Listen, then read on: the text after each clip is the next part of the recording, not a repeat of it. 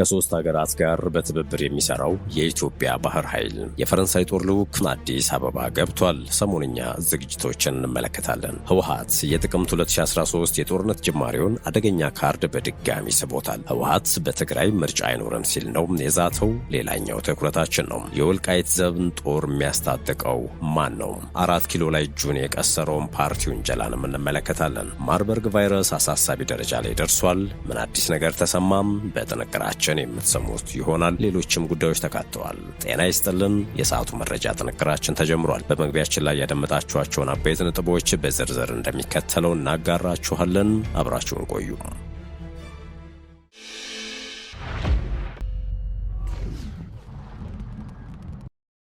ወደ ቀዳሚው ጉዳያችን እናምራችሁም። ከሶስት ሀገር ጋር በትብብር የሚሰራው የኢትዮጵያ ባህር ኃይልን ያደራጀነው ከዓመታት በፊት ነው። የሲሆን ባህር በር አስበን እንዳዋቀርን እንዴት አልገባችሁም? ጦር ያደራጀነው ብርጭቆ ውስጥ ልንዋኝ እኮ አይደለም። ይህ ጠቅላይ ሚኒስትር አብይ አህመድ በፓርላማ ሲናገሩ የተደመጡት የቅርብ ንግግራቸው ነው። ፊልድ ማርሻል ብርሃኑ ጁላም መስከረም ወር ላይ የባህር ኃይልን ማሰልጠኛ ማዕከል በመረቁበት ወቅት የባህር ኃይል አመራርና አባላት ከ33 ዓመት በኋላ ቁጭት ሻሪ ኃይል ሆናችሁ በመምጣታችሁ እንኳን ደስ ያላችሁ ብለው ነበረ። በማንኛውም ጊዜ የባህር ስፍራችሁን ለመያዝ ዝግጁ ሆኑ ሲሉም ነበረ ፊልድ ማርሻል ብርሃኑ መመሪያ የሰጡት። ይህ የተባለለት አዲሱ ጦር ከሶስት ሀገራት ጋራ በባለሙያ ስልጠና፣ ቁሳቁስና ቴክኒክ ድጋፍ ዙሪያ እየሰራ ነው ተብሏል። ከነዚህ መካከል ሩሲያ፣ ፈረንሳይና የተባበሩት አረብ ኤምሬት ለኢትዮጵያ ባህር ኃይል የባለሙያ ስልጠና፣ ቁሳቁስና ቴክኒክ ድጋፍ የሚሰጡ ሀገራት መሆናቸው ተገልጿል። ከነዚህ ሶስት መንግስታት በተጨማሪም ጣሊያን ከሰሞኑ በስልጠና እንደዚሁም በትምህርት ዘርፍ ከኢትዮጵያ ባህር ኃይል ጋር በጋራ ለመስራት ከኢትዮጵያ ባህር ኃይል ጋር ተስማምታለች ተብሏል። ስምምነቱ ሲፈረም የጣሊያን ባህር ኃይል ልዑካን ቡድን ኢትዮጵያ መጥቷል። የኢትዮጵያ ባህር ኃይል አዲስ መስሪያ ቤቱን መጎብኘቱ ታውቋል። እንዲሁም ከፈረንሳይ ወታደራዊ ትብብር ጋር በተያያዘ ፈረንሳይ በወታደራዊ መስክ ከኢትዮጵያ ጋር በቅርበት ለመስራት ዝግጁት መሆኗን የሀገሪቱ ምድር ጦር አዛዥ ጄኔራል ፒየር ሺል ገልጸዋል። በጄኔራል ፒየር ሺል የተመራ የፈረንሳይ ወታደራዊ ልዑክ ከኢፌዴሪ መከላከያ አመራሮች ጋር መክሯል። ምክክሩ የሁለቱን ሀገራት ወታደራዊ ትብብር ለማጠናከር ያለመ ሲሆን በቀጣይ በሚኖሩ የሰላም ማስከበር ኦፕሬሽኖች ላይም አጠንጥኗል የተባለው የወታደራዊ ትብብሩ መጠናከር የሁለቱ ሀገራት መሪዎች ያደረጓቸውን ስምምነቶች ተከትሎ የሚፈጸም እንደሆነም ነው የተመላከተው። ኢትዮጵያ የቀጠናውን ሰላም ለማረጋገጥ እየሰራች ባለው ስራ መደሰታቸውን የገለጹት ጄኔራል ፒየር ሺል በቀጣይ ሁለቱ ሀገራት አስፈላጊ በሆኑ ጉዳዮች ላይ በትብብር እንደሚሰሩ ተናግረዋል። አክለውም በሰላም ማስከበር ተልዕኮ የኢትዮጵያ መከላከያ ሰራዊት ተሳትፎ አስፈላጊና ተጠናክሮ መቀጠል ያለበት ነው ብለዋል። ፈረንሳይ ለጋራ ተጠቃሚነት በወታደራዊ ቁሳቁስና በሰው ኃይል ስልጠና ያልተቆራረጠ ድጋፍ ለማድረግ ዝግጁ መሆኗንም አረጋግጠዋል። የኢትዮጵያ ጦር በአፍሪካ ጠንካራ ኃይል መሆኑን የገለጹት የመከላከያ ትምህርትና ስልጠና ዋና መምሪያ ኃላፊ ጄኔራል ይመር መኮንን ዘመኑ በሚጠይቀው ወታደራዊ ቴክኖሎጂ ታግዘን ግዳጅ ለመወጣት ከፈረንሳይ ጋር በትብብር እንሰራለን ብለዋል። የፈረንሳይ ምድር ጦር አዛዥ ጄኔራል ፒየር ሺል ከፌዴሪ ጦር ኃይሎች ጠቅላይ ኤታማዦር ሹም ፊልድ ማርሻል ብርሃኑ ጁላ ጋር ተገናኝተው እንደሚመክሩና ጉብኝት እንደሚያደርጉም ከመከላከያ ሚዲያ የተገኘው መረጃ ያመላክታል።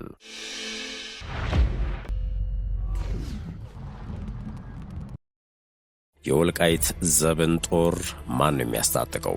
4 ኪሎ ላይ እጁን የቀሰረው ፓርቲ ህወሓት ምዕራብ ትግራይ ብሎ የሚጠራውን ወልቃይት በኃይል ለመቆጣጠር 2 አርሚ ሲል የሰየማቸውን ጦሮች ካዘጋጀ ዓመታት እንደተቆጠሩ ይነገራል። ለአብነት ያክል የቀድሞ የህወሓት ከፍተኛ አመራርና የአሁኑ የስምረት ፓርቲ ምክር ቤት አባል የሆኑት አቶ ጣዕመ አረዶም ሱዳን ላይ ያለው አርሚ 7 የተሰኘው እንዲሁም ሽራ አካባቢ ያለው የምዕራብ ግንባር ሰራዊት ወደ ሁመራ ሊገባ ነው በሚል ዝግጅት ላይ እንደሚገኝ ከብዙ ጊዜ በፊት ሰምተናል ብለዋል። ከሰሞኑ በሰጡት ቃለ ምልልስ በዚህ የህወሓት ዝግጅት ስጋት ያለበትና በነ ኮሎኔል ደመቀ ዘውዱ የሚመራው የወልቃይት ጠገዴ ሰቲት ሁመራ ዞን አስተዳደር የወልቃይት ዘብ የሚል ኃይል ካደራጀ ሰነባብቷል። ይህ ኃይል ለዓመታት ሲሰለጥንና ሲታጠቅ ቆይቷል። ከሰሞኑ እነ ዶክተር ዳኛቸው ወደ ሁመራ አቅንተው የወልቃይት ዘብ ጋር ውይይት ካደረጉ በኋላ ግን ከወደ ትግራይ ክልል በኩል ተቃውሞ እየተሰማ ነው። ለአብነት ያክል ሳልሳይ ወያነ ትግራይ የፌዴራል መንግስት በምዕራብ ትግራይ የታጠቁ ቡድኖችንና ህገወጥ ባለስልጣናትን ህወሓትን በመደገፍ የፕሪቶሪያ የሰላም ስምምነትን ጥሷል ሲል ከሷል። ፓርቲው በመግለጫው የፌዴራል መንግስት ኃይሎች የተፈናቀሉ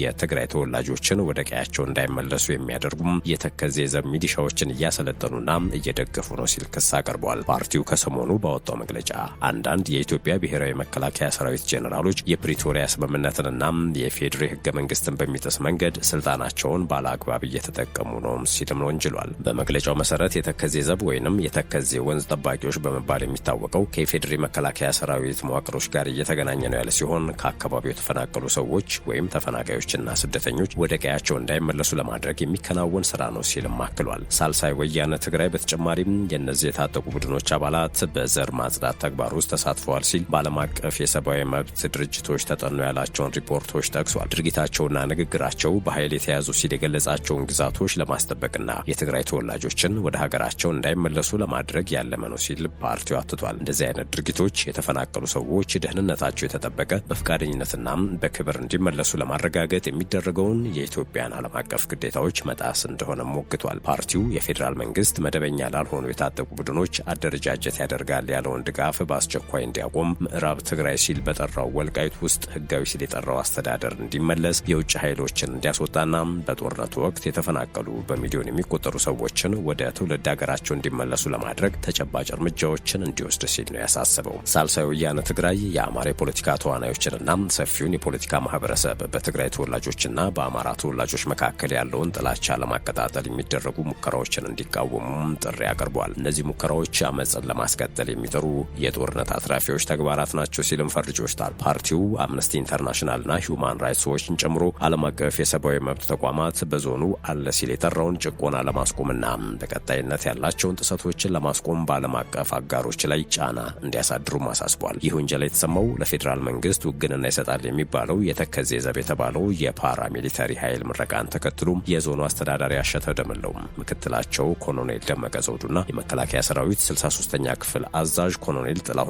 አማጋን ጨምሮ ከፍተኛ ባለስልጣናት በተገኙበት ስነ ስርዓት ላይ መገኘታቸውን ተከትሎ ነው። ከሳልሳይ ወያነ በተጨማሪ ህወሓትም እንዲሁ ተመሳሳይ ማስጠንቀቂያዎችን በተከታታይ ካወጡ ፓርቲዎች መካከል አንዱ ሆኗል። ቅዳሜ ዕለት የህወሓት ማዕከላዊ ኮሚቴ የፌዴራል መንግስት በትግራይና አካባቢው ውስጥ የታጠቁ ኃይሎችን በማደራጀትና በማስታጠቅ ከሷልም እርምጃዎቹን የሰላም ስምምነቱን በቀጥታ መጣስ በማለትና ከጦርነቱ በኋላ ያለውን ተሰባሪ ከባቢ አየር ሊያናጋ የሚችል ነው ሲል አስጠንቅቋል። ስምረት ፓርቲ በበኩሉ እሁድ ዕለት ባወጣው መግለጫ የተወሰኑ ምሁራንና የሃይማኖት ሰዎች ቀደም ሲል የትግራይን ህዝብ በማፈናቀል ረገድ ሚና ተጫውተዋል ሲል የገለጸላቸው ሲሆን አሁን ደግሞ ተንኳሽ ንግግርን በማድረግና ኃላፊነት የጎደለው እርምጃ በመውሰድ የሰላም ጥረቶችን እያደናቀፉ ነው ሲልም አስጠንቅቋል።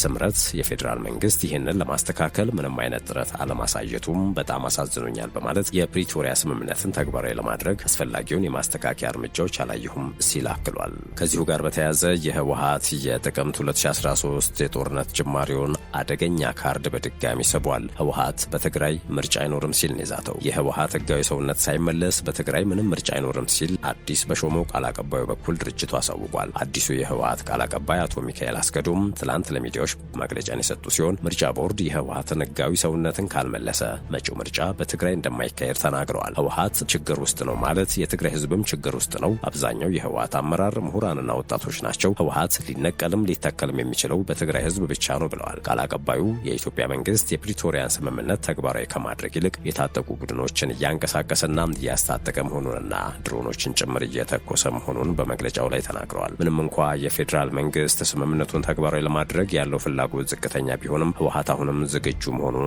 ቃል አቀባዩ ተናግረዋል። ቃል አቀባዩ አክለውም ወደ ሁመራ የተጀመሩ የአየር በረራዎች ተፈናቃዮች እየተመለሱ ነው ለማለት የተደረገ ጥረት ነው ሲሉ አክለዋል። ምርጫ ቦርድ ከአንድ ዓመት በፊት ህወሓትን ከህጋዊ ፓርቲነት መሰረዙ ይታወሳል። የብሔራዊ ምርጫ ቦርድ ሰብሳቢ ሜላት ወርቅ ኃይሉ በቅርቡ በሰባተኛው ሀገር አቀፍ ምርጫ ዙሪያ በሰጡት መግለጫ ምርጫውን እንዳናከናውን የሚገድብ እንቅስቃሴ እስካሁን አላጋጠመንም ማለታቸው ይታወሳል። ሰባተኛው ጠቅላላ ምርጫ ዝግጅት እንደቀጠለ ሲሆን ቦርዱ ምርጫውን በሁሉም የሀገሪቱ አካባቢዎች እንደሚካሄድ ሲገልጽም ነበረ። ምርጫ ቦርድ ከፖለቲካ ፓርቲዎች ጋር ከአንድ ወር በፊት ባካሄደው ውይይት ላይ ግንቦት 24 ቀን 2018 ዓ.ም የድምፅ መስጫ እንዲሆን በጊዜያዊ የድርጊት መርሃ ግብሩ ላይ ጠቅሷል። መንግስት ለሰባተኛው ጠቅላላ ምርጫም ከ10 ቢሊዮን ብር በላይ በጀት እንደመደበም ቦርዱ አስታውቋል። ወደ ሌላኛው መረጃችን እንለፍ። በትላንትናው ዕለት በማርበርግ ቫይረስ 2 ተጨማሪ ሰዎች ሕይወታቸው ሲያልፍ 2 ሰዎች ደግሞ ቫይረሱ እንደተገኘባቸው ታውቋል። በሐዋሳ የቫይረሱ ታማሚ የሆነ አንድ ግለሰብ መገኘቱም ተመላክቷል። የጤና ሚኒስቴር ትላንት ዳር 17 2018 ዓ.ም በተደረገ 7 የላቦራቶሪ ምርመራ 2 ተጨማሪ ሰዎች በማርበርግ ቫይረስ ሲያዙ 2 ሰዎች ደግሞ ሕይወታቸው ማለፉን አስታውቋል። 2 ሰዎች ከበሽታው ማገገማቸውን የተገለጸው በአጠቃላይ እስካሁን በተደረጉ 78 የላቦራቶሪ ምርመራዎች 12 ሰዎች ቫይረሱ የተገኘባቸው ሲሆን ከነዚህ ውስጥም 7 ሰዎች ሕይወታቸው አልፏል። 2 ሰዎች ከበሽታው ሲያገግሙ 3 ሰዎች ደግሞ በሕክምና ላይ እንደሚገኙም የሚኒስቴሩ መግለጫ ያሳያል። እስካሁን ቫይረሱ ከተገኙባቸው ሰዎች መካከል ከጂንካ ከተማ ህሙማን ጋር የቀጥታ ንክኪ እንዳለው በክትትል የተደረሰበት አንድ የሐዋሳ ከተማ ነዋሪ እንደሚገኝበት የጤና ሚኒስትሯ ዶክተር መቅደስ ዳባ አስታውቀዋል። እንዲሁም 349 ሰዎች ንክኪ ያላቸው በመሆኑ ክትትል እየተደረገላቸው መሆኑን ሚኒስትሯ ገልጸው 119 ደግሞ የለይቶ ማቆያ ጊዜያቸውን ማጠናቀቃቸውን አስታውቀዋል። ይህ በእንዲህ እንዳለ የጤና ሚኒስትሯ ዶክተር መቅደስ ዳባ ከኢትዮጵያ የጣሊያን አምባሳደር ሴም ፋብሪዚ ጋር በማርበርግ ቫይረስ ወቅታዊ ሁኔታና በሁለቱ ሀገራት መካከል ስላለው የጤና ዘርፍ ትብብር ላይ ያተኮረ ውይይት ማድረጋቸውን ከሚኒስቴሩ የተገኘው መረጃ ያመላክታል።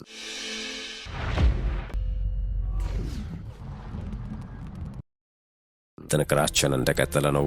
ወደ መጨረሻው ጉዳያችን ደግሞ እናምራችሁም። ከ90 ሚሊዮን ዶላር በላይ የኤሌክትሪክ ኃይል ዕዳ ያለባት ሱዳን ለኢትዮጵያ የምትከፍለውን ክፍያ ማቋረጧ ተሰምቷል። ከ90 ሚሊዮን ዶላር በላይ የኤሌክትሪክ ኃይል ዕዳ ያለባትና በእርስ በርስ ጦርነት ውስጥ የምትገኘው ሱዳን በአንድ ዓመት ከ6 ወር ዕዳዋን ለመክፈል ተስማምታ የነበረ ቢሆንም አሁን ላይ ማቋረጧን የኢትዮጵያ ኤሌክትሪክ ኃይል አስታውቋል። ወደ ጦርነት ከመግባቷ በፊት ከኢትዮጵያ ጋር የኃይል ሽያጭ ስምምነት የተዋዋለችው ሱዳን ከ2 ዓመት በላይ ባስቆጠረው ጦርነት ዕዳዋን መክፈል እንዳልቻለች እና ተወስደው ከነበረው ከ120 ሜጋዋት ወደ 10 እና 20 ሜጋዋት የኃይል ፍጆቷ ዝቅ ማለቱ መገለጹ የሚታወስ ነው። በዚህም በ2017 አጋማሽ ያለባትን ዕዳ ለመክፈል ከኢትዮጵያ ኤሌክትሪክ ኃይል ጋር የመክፈያ ቀን ድርድር አድርጋ በአንድ ዓመት ከ6 ወር እንድታጠናቀቅ የጊዜ ገደብ ተሰጥቷት ነበር። ሆኖም $1 ሚሊዮን ብቻ ከፍላ ሂደቱ መቋረጡን የኃይል መስሪያ ቤቱ የኮሚኒኬሽን ዳይሬክተር አቶ ሞገስ መኮንን ነገሩኝ ሲል አህዱ ራዲዮ ዘግቧል። ኢትዮጵያ የኤሌክትሪክ ኃይል በሽያጭ ከምታቀርብላቸው የጎረቤት ሀገራት መካከል አንዱ የሆነችው ሱዳን ዕዳዋን መክፈል ባትችልም ሌሎቹ ሀገራት ማለትም ጅቡቲ፣ ኬንያ እና በሙከራ ኃይል ደረጃ እየገዛች ያለችው ታንዛኒያ ዕዳቸውም በወቅቱ እየከፈሉ የኃይል ሽያጩም እየተከናወነ መሆኑን የኮሚኒኬሽን ዳይሬክተሩ ገልጸዋል። ኢትዮጵያ ከውሃ ኃይል የምታገኘውን 90% በላይ የኤሌክትሪክ ኃይል ለሀገር ውስጥ ብቻ ሳይሆን ለውጭ ማቅረብ ከጀመረች በኋላ ያሉት መሻሻሎች እየጨመሩ ነው ተብሏል። የተከበራቸው የሸገር ታይምስ ቤተሰቦች ለአሁኑ የያዝነው የመረጃ ጥንቅራችን አበቃ። በያላችሁበት ሰናይ ጊዜ